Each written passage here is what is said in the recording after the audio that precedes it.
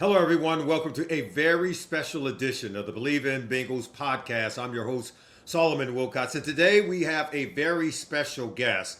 And that's right, because we are talking with someone who's a very good friend. Of course, we go way back during our times at NFL Films together, and he is the official NFL film supervising producer and showrunner for the hit series Quarterback. Of course, you can catch season 3 on Netflix. It's streaming right now as we speak. Let's say hello to Joe Zucco. And Joe, how you doing today? I'm doing great, Sally. Thanks for having me on. I really appreciate it.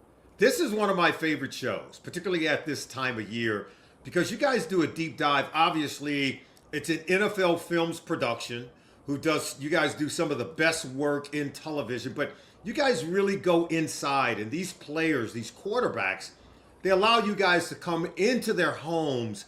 You're embedded into their homes, into their workspace. And talk to me about, first of all, just the overarching view of this project and how much it means to you and how much it means to NFL Films. It means a great deal to me personally, and of course, to NFL Films and really the league as a whole. I mean, our job at NFL Films is to tell football stories in unique ways to keep fan engagement and interest and provide fans with a service even when the games are over. You know, we're in the middle of summer here now and the series is out. And really the most important thing is to shine a light on the players and what makes them tick and really let fans know, especially in this day and age, like these are human beings that you're watching out there on the field. Like they're not robots. They've got lives at home. They've got a lot of responsibilities at work and at home, and really kind of bring the fans closer to the players that they idolize. And when you allow somebody into your workspace, and remember, you guys shot this last season. You went into production as soon as the season's over. You guys go into your workshop and you start with the production process, post-production process, and now we can see the full project, on the air. And so it takes a while for you guys to go from its inception to shooting and then the final project. And let's get started by talking about the fact that you guys had 3 quarterbacks in your focus for season 3. You had Jayden Daniels of the Washington Commanders. 4. We had 4 this year. Oh, yeah, 4 this year. Also, you had Joe Flacco, right? Yep. And you had Baker Mayfield. Who was the 4th? Cam Ward. Okay, yeah, that's right, Cam Ward. Yeah. I did see Cam Ward in there as well. I wanted to ask you this. Why was Joe Flacco, an 18-year veteran, what was it about him that sort of spurred the interest where you said, we got to have this guy on the show?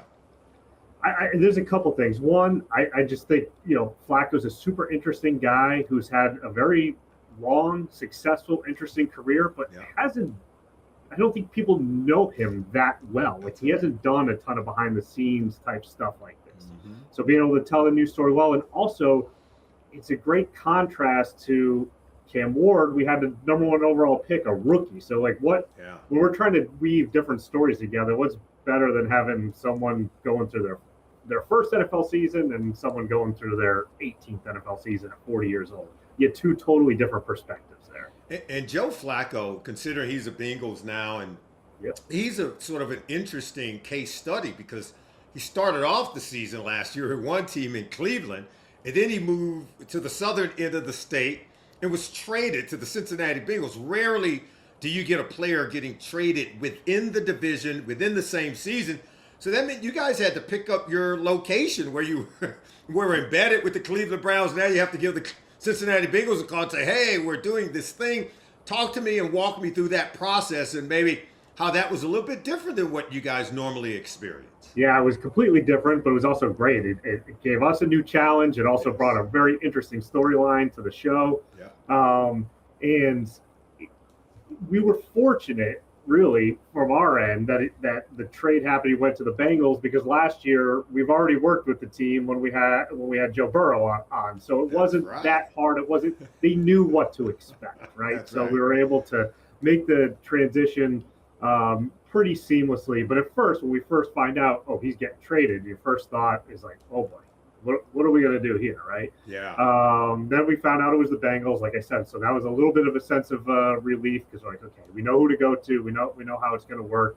we've also done at NFL Films beyond quarterback a lot of work with the Bengals. I've been on Hard Knocks a couple times. That's right. Zach Taylor's always been great to us. The whole organization has been fantastic. So Yeah. it was an exciting move, and where it came in the season for Joe was exciting to us. Things didn't start great with the Browns. They benched him right before they went to London. Yeah. And then he gets back from London and he finds out the trade's happening. So he's super excited because he's that's all he wants to do at this point. He wants to play football. He doesn't He wants to play.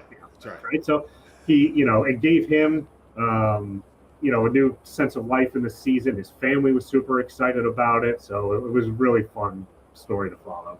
Joe, was there any hesitation, or kind of how did you guys sort of process the fact that his family wasn't with him in Cleveland, wasn't with him in Cincinnati, and how were you guys able to work around that to still capture at least some family moments? Yeah, I feel like the Flaccos were great. Again, like I said with Joe, same thing with his wife, Dana. She had not done barely any media prior to doing this show.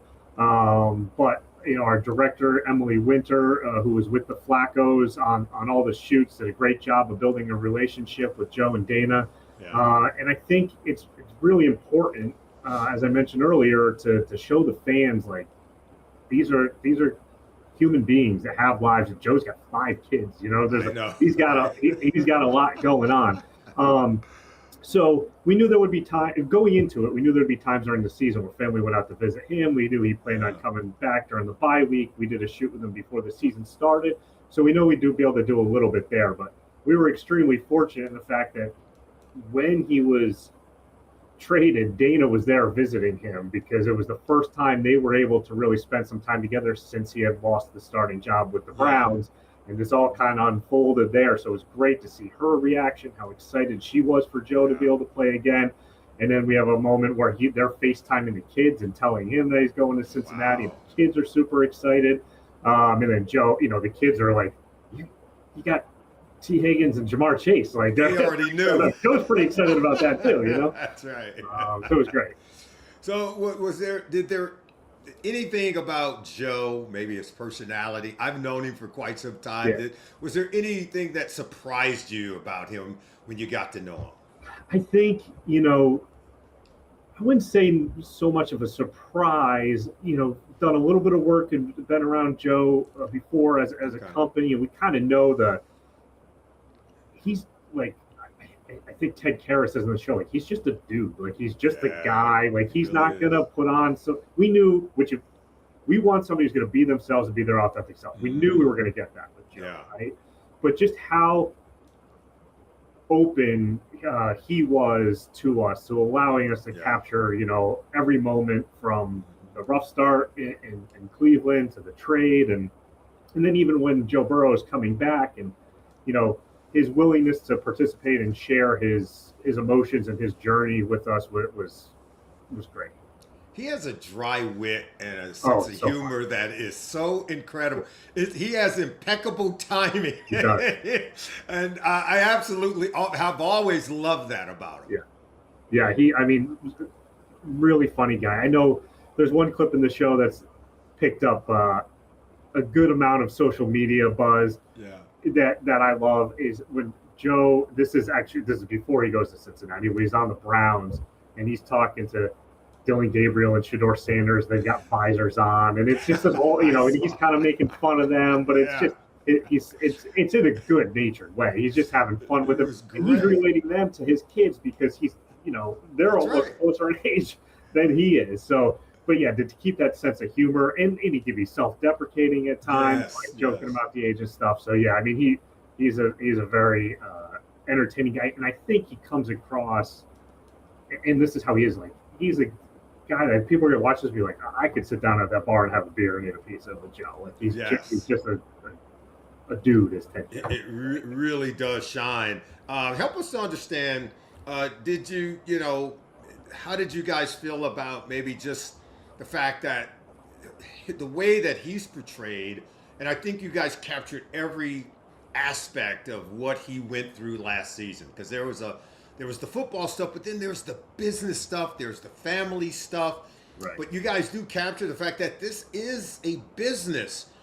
Just kind of share your thoughts on that and how you guys were able to capture, at least with him, all those aspects, and even with some of the other subjects as well.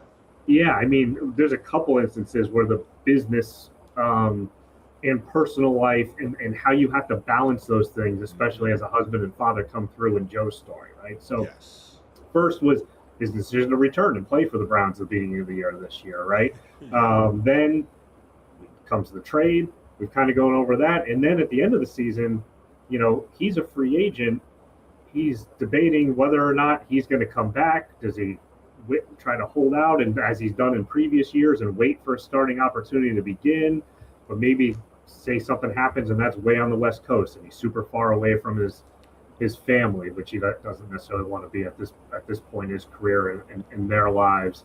So him and it's in the final episode we have him and Dana, kind of his wife, sort of weighing the pros and cons of coming back. Where does he come back? Obviously, he's coming back to the Bengals, and he's got to. And that's also him sort of accepting the point where he's at in his career, because he wants to play. He wants. He does, obviously, and he makes that very clear throughout the show. But he had a great time in Cincinnati. He has a lot of respect for Joe Burrow, and he just felt like business and family wise combined, it's the best place for him to be. Speaking of family, you guys did a wonderful job, as you always do. You were able to mic up his family during the game, his wife Dana and the kids, and I think you even heard his son Frank say that he decided not to start his dad on the fantasy team, that he benched him, by the way, and so did Dana. They all benched him. What were your reactions when you heard that? It had to be what we call TV gold. That's like exactly. Gold we have so much footage that we capture of this show. I mean, not game footage, not including game footage, we captured almost 300 hours of footage with the 4 different quarterbacks. And then you add in hours and hours of game footage, right? Yeah. So sometimes it gets hard to whittling down what can fit into 7 episodes that are about 40 minutes. But every once in a while, there's something you go across, and the first time you hear it, like, as you said, that's gold. That is going to be in the show, no matter what. And a player's son sitting in the stands telling his mom, man, I'll actually be mad if dad goes off and does really well today because I've got him off the bench, or I benched him. That's just, it's too good. It's too real. It's just a moment that from the first cut of the episode, that's in there, and it's not coming out. Yeah. And given his sense of humor, you already know he can take it. You get the sense that it's a family, sort of their way of communicating. That's a love language for them. They really do have a great sense of humor. Were there any moments that maybe didn't make it in the show that end up on the cutting room floor that you say, wow, we would have liked to have kept that, but obviously in the limited time that you have, you couldn't squeeze it in? What would that be? Yeah, I mean, I think we got a lot of Joe's story in there, especially, the key moments. I do think that, he played really well, like when he came over to the Bengals. Yes, and he did. I hope he's happy we did him justice. I mean, there like he said, there's only so much limited time and stuff. There are some big plays that he made and some key sort of veteran moment leadership stuff that he has. I hope we got enough of it in the series, but there was certainly plenty more of classic Joe Flacco, big arms, stand in the pocket, get it in there, and then go over to the sideline and just be joking around with guys. Now, Joe, what if I told you, maybe you remember, when the trade first happened, I think a lot of people were rolling their eyes, this 40-something-year-old quarterback. And I guess maybe the guy who really knew it was not the best thing for the opponents was Mike Tomlin. Yes. Because Mike Tomlin went all in, like, what are the Browns doing? I mean, he was irate. Yeah. He knew that Joe Flacco was almost like kryptonite for the Steelers, and it turned out on that night he was. That game was incredible. Incredible. Yeah, I mean, Tomlin, Joe proved Tomlin right in that game. I just thought that was incredible. I know this is just a wonderful thing. And look, I want to share this with you, and maybe because having worked at NFL Films, which is your current place of employment, we had a chance to work for one of the best people all time, the late great Steve Sable. And I remember him coming to me, and he said, Solomon, how are you with the Bengals? I said, like, that's my team. I said, I have an affinity for the team that drafted me into this league. And he says, we always wanted to do something with them. We want to tell the Paul Brown story. He means so much to the NFL, and they haven't been really receptive. I'm like, you got to be kidding me. And I asked him, I said, do you want me to talk to Mike Brown? Maybe I can talk with him and see if I can smooth the way. So I go into Mike's office. I'd fly home to Cincinnati. Hey, Mike, I'd like to come in and talk to you. And he says, oh, yeah, come on in, Solomon. I said, why won't you let NFL Films in? Just tell the story of your dad and what he means to this league. I said, Mike, if you don't allow them to tell the story now while you're here, someone else is going to tell it. They may not get it right. We know that NFL Films will get it right. And he began to open up. Next thing you know, you guys are coming here. You do the Paul Brown story. And it was just, you guys did such a wonderful job. And since then, as you mentioned, the doors have opened to have that relationship. So I just want to get your thoughts. Do you remember even working on any of those projects and what it must have been like for you?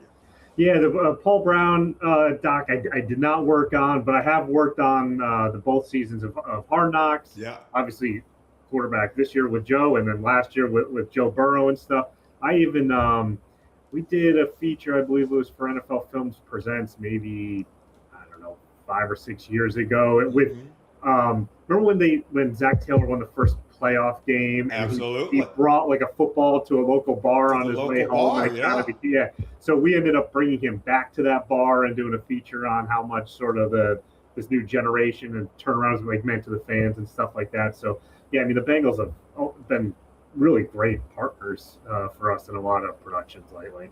Well, we appreciate you guys doing such a great job of covering our team here. You did a wonderful job of really letting people know who Joe Flacco is. I think he's a national treasure, to be honest with you. He really is. Am I right? Yeah. And that game last year, I think, against Chicago, where he played so well, and still came out on the losing end. I don't know how it happened because he led the Bengals to 42 points that day against Chicago? The end of that game is, if I were a Bengals fan, that's got to be one you just, that was tough. Yeah, I think, but again, he did everything that he could to keep them in that game.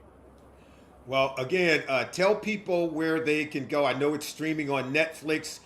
Let people know where they can find season 3 of Quarterback, presented by NFL Films. You guys do the best work when it comes to these types of series. Thank you. Yeah, it's streaming on Netflix now.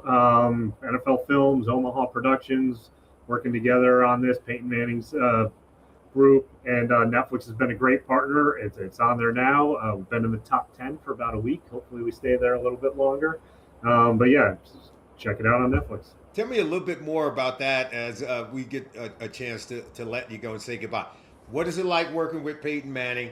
And how is it when Peyton makes the calls to these quarterbacks? Yeah. It's almost a guaranteed yes, isn't it? I mean, it's huge. That's a huge thing because a lot of the players have a built-in faith in NFL Films, as you mentioned, that Steve and Ed Sable have created this legacy that helps us a lot to gain trust with these guys, because trust is everything, as you mentioned, getting in their homes. And I mean, that the players trust us, the families trust us, the teams trust us.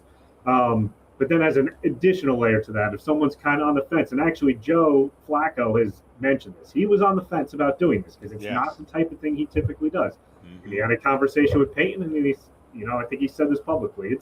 It's hard to say no to Peyton, and they also know that Peyton is not gonna do let anything out there that's gonna burn the player. Not like anything like that would ever happen with Joe anyway. But it's certainly in getting his insight into the quarterback position as we're trying to tell the stories. Like, he's available. If we're like, hey, is this something that is important to the quarterbacks? We think it'd be cool to kind of do a segment on this. And obviously, if he gives it a thumbs up, then we know that we're heading in the right direction. And I got to tell you, because I covered Peyton throughout his entire career, calling games for CBS Sports, going in there for NFL Network, and the many hats that we wear. Peyton was so meticulous in his preparation during the week that getting his attention or allowing a camera to be a fly on the wall would have been very difficult. So for him to ask these quarterbacks for that kind of access, which you and I both know, you're asking for access at some of the most stressful times in their lives, in something that's so intimate and near and dear to these players. The level of trust just has to be at an all-time high. Yeah, and I think one of the things Peyton has talked about with some of the guys is he would have had a hard time saying yes to this as a player, as you just pointed Exactly. out. But at the same time, now he kind of wishes he had done something like this. There because you go. It gives. I mean, Kirk Cousins mentioned it when we did it with him. Like, he was doing this so that his kids who are very young can grow up and see all the work that that their dad. That's right. And it is indeed a stressful job. We know this. One of the most difficult in all of sport. You guys do the best job of telling these stories and covering the most difficult position. I want to thank you for the work that you do, and tell everyone at NFL Films that we said hello, Joe. Thank you for joining us here on the Believe in Bengal podcast. We greatly appreciate you. No problem. Thanks for having me on, and I hope everybody enjoys. All right, don't forget, you can watch season 3 of Quarterback on Netflix streaming right now. Thank you for joining us, everyone, right here on the Believe in Bengal podcast. We'll see you next time.